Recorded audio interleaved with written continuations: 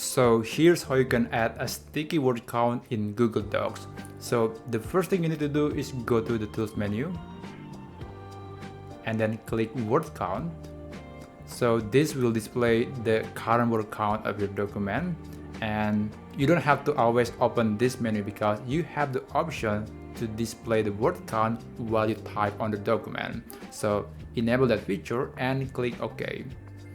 Now, as you can see here on the bottom left corner of the screen, you will see this widget that will highlight the number of words in your document. You can actually click on it and reveal other useful information like the number of pages and also characters.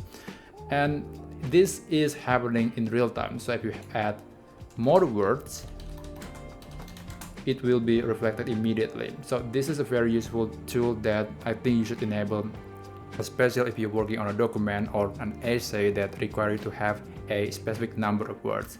So that's basically how you can add a sticky word count widget in Google Docs.